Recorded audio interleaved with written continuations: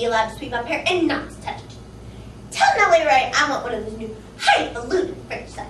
Something a little flashy. I want to give those gossips something to wag their tongues about even after I'm dead and gone. And also, are one of you kids taking notes? What if you guys should really be writing this down? You will never remember all of this. Talitha, please get out of there before Mr. Ogletree comes back. How's my mouth? I think I want it just like this. Take a snapshot, Luke.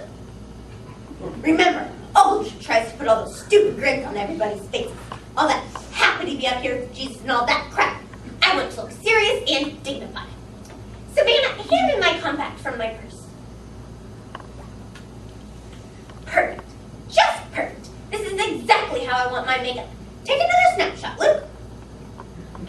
I want this exact shade of lipstick. Ogletree uses the stuff they paint fire engines with. Talitha, I can hear someone coming. Please get out of there. This'll be great. A trial run. With that, Ruby Blanchip swept into the room. What are you Whale children doing here? Nothing's happened in your family for years. Before we could say anything, she noticed Talitha lying peacefully in the coffin with her hands folded over her stomach. Oh my goodness, it must have been sudden. I haven't heard a word about it. Look at that stupid grin poor Ogletree put on her face. This whole town goes down grinning. Other than that, she looks real natural. She almost looks alive. Yes, ma'am? How did it happen? We're not sure, ma'am. You don't know? Was it her heart? Or a form of malaria she picked up in Africa? Or her liver? I bet it was her liver. She always was a heavy drinker. I bet none of you knew that. She left your granddaddy in the middle of the Depression. I remember the very day I brought a casserole over to your granddaddy's house. I reckon she had some explaining to do to the Almighty. When's the funeral? We're not sure, ma'am. And when did it happen? Please, ma'am, we're too upset to talk about it. Don't be upset, young lady. Death is natural, and someday the Black Horseman's going to come for us all to write us up to the judgment seat. The best we can do is be ready for when the summons comes.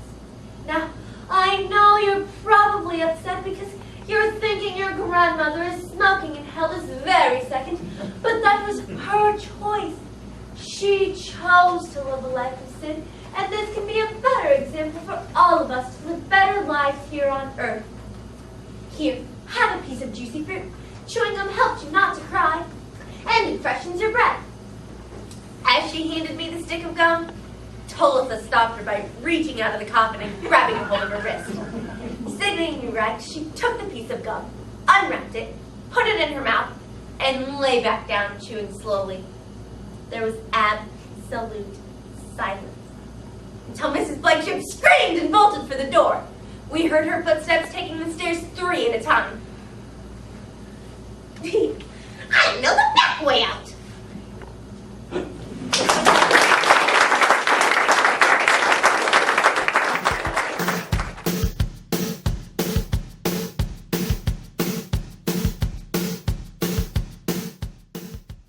Hello, my name is Ben Rottinghouse of the Literary Shakespeare Company, and tonight I'm going to attempt a feat which I believe to be unprecedented in the history of theater. That is, to capture one theatrical experience, the magic, the genius, the towering grandeur of the complete works of William Shakespeare. Now, ladies and gentlemen, I submit to you that our society's collective capacity to comprehend, much less attain the genius of William Shakespeare, has been compromised by computers, vandalized by video games, saturated with soap operas, and dealt a death blow by Anna Nicole Smith. But have no fear, the Literary Shakespeare Company is here.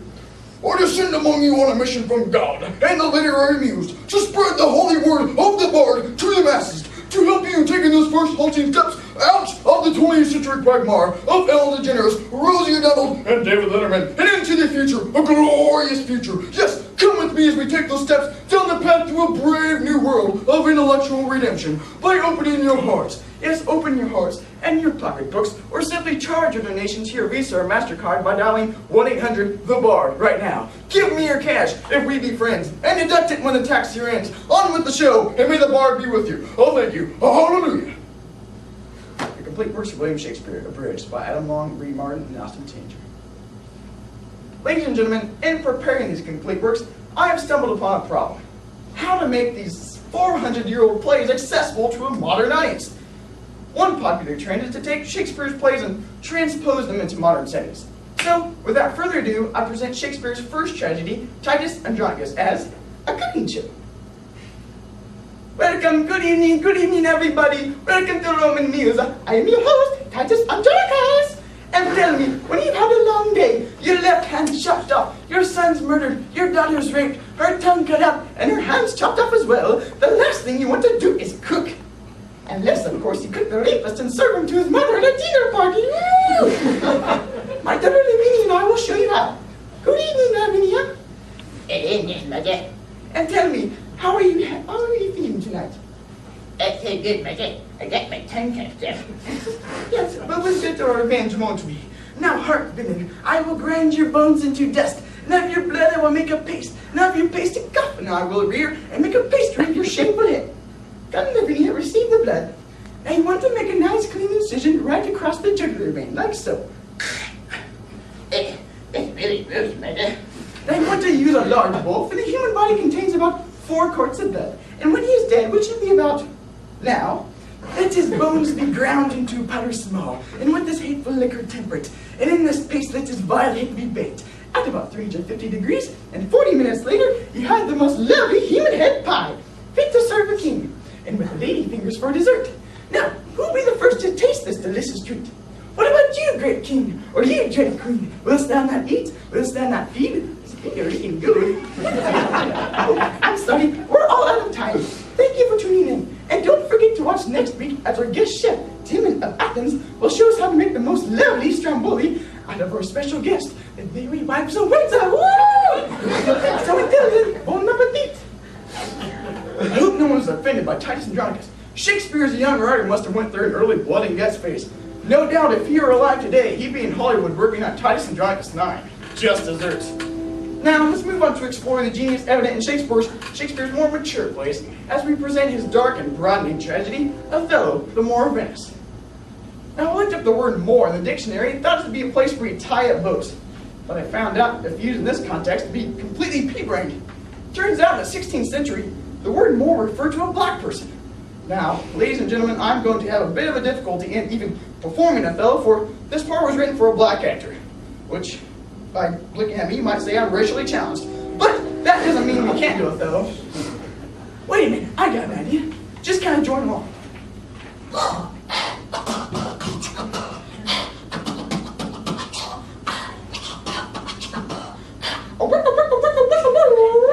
Here's a story of a brother by the name of Othello. He liked white women and he liked green jello, and a punk named Iago, who made himself a menace because he didn't like Othello, the Moor of Venice. Now Othello got married to Desdemona, but he took off to the wars and he left her alone. It was a Mona, a Grona, he left her alone. He didn't write a letter and he didn't telephone her.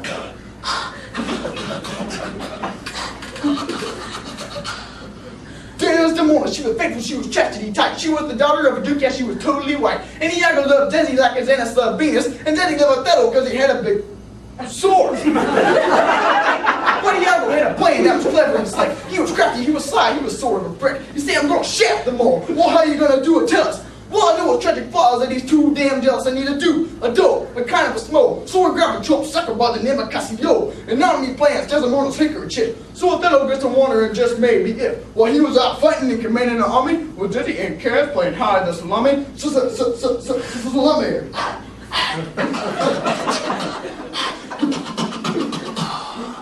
So Othello comes home and puts a pillow in her face, kills her, soliloquizes about her disgrace. But here's Amelia at the door, who remained in Act 4, who said, "You pity to me, she weren't no whore, she was pure, she was clean, she was virginal too. So why'd you have to go and make her face turn blue? It's true, it's you, now what you gonna do?" And Othello say, "Whoa, this is getting pretty scary. Pull that blade and commit it, Harry Carey." Iago got caught, but he probably got probably got the plea, loaded up his bags, and moved to Beverly Hills, that is.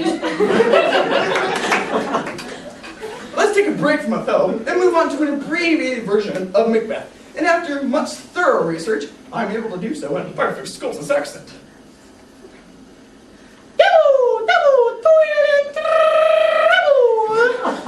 Stay, ye perfect Mac speaker. Make tell me, Muckmore. Macbeth! Macbeth! Beware, Macduff! Not a woman born so hard, Macbeth! Until Berman would come to Dunsinane, don't you know? Oi, that'd be great. Then McMutt, McMee, McFerr, McDuff. Aha! See you, Jimmy! It is I, Macduff. Know that as when my mother's womb I was untimely wrecked. What you got to say about that? Well, say that's bloody disgusting. Lay on, you haggis face. Hey, aye, Macbeth, you killed my wife. You murdered my babies. You shot my stew. Oh, no, I didn't. Oh, you did. I threw half of me away. Yeah. Aye. Behold where lies the usurper's cursed head. Macbeth, yours is out the windy, ha! And no, there is never more of a tale of blood and death than that of the story of Mr. and Mrs. Macbeth. Thank you. Meanwhile, Caesar was a much beloved tyrant. Hail, Caesar! Hail, citizens! He was warned by a soothsayer, Beware the Ides of March. to which the great Caesar replied, What the hell are the Ides of March? The 15th of March. The 15th of March? Why, that's today!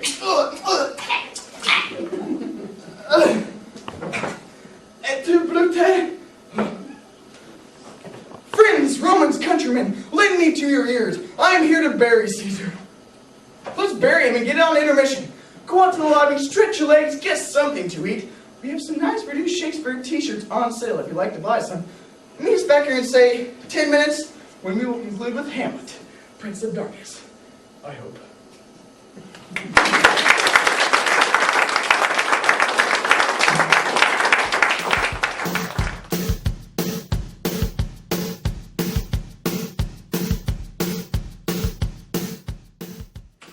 It's Christmas in Tuna, Texas, and someone's been naughty. Just who is the Christmas phantom that's been sabotaging the decorations? A Tuna Christmas by Justin Williams, Ed Howard, and Joe Sears. Bertha, what are we going to do about that Christmas phantom? I don't think about it much, Vera. We don't have a yard display. Hold on. Lupe, hang that on a lower branch. There you go. Well, I guess the phantom can't be your Stanley. He's been at play practice with Virgil every night. Oh, and about Stanley's probation, I baked him a cake. But if he does screw up and have to go back to jail, we'll just freeze it and have it when he gets out. Thanks, Vera. That's very thoughtful of you. Oh, it's nothing. We have those super ply freezer bags. Lupe, where are L freezer bags? Oh, never mind. I just remembered what I called you. I know what's wrong with your Christmas tree. I'll be right over. Vera. Lord, Vera Carp is coming over to redecorate my Christmas tree. Knock, knock. Come in, Vera. Oh, you have such a lovely view of my yard display from here. I know what's wrong with this tree. I'll just bring you over all our old ornaments. I gave them to Lupe, but I'll make her bring them back. She really doesn't appreciate nice things. That's very thoughtful of you, Vera. Have you completed your dirty word list from A Christmas Carol yet? Of course I have. I'm head of the obscene committee, remember? Right. Well, what's the verdict? Well, married gentlemen have got to go. You know those people talk in code. And there has just been a storm of controversy about round young virgins. Vera, that's round non-virgin? Right, well, I'm not comfortable singing about virgins in any case.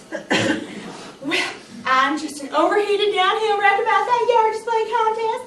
It would mean so much to me personally to win. Virgil! Leave that sheep alone and he won't bite!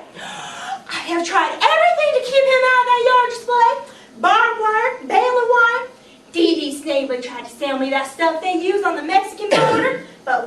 Dad didn't even slow down Lupe, and she's afraid the garage door opener. Virgil, don't grab that sheep there. That's what he charges. Clara, you should really have him seen to. Oh, it's nothing. We'll have him sheared and slaughtered by New Year. And as for Virgil, he's off to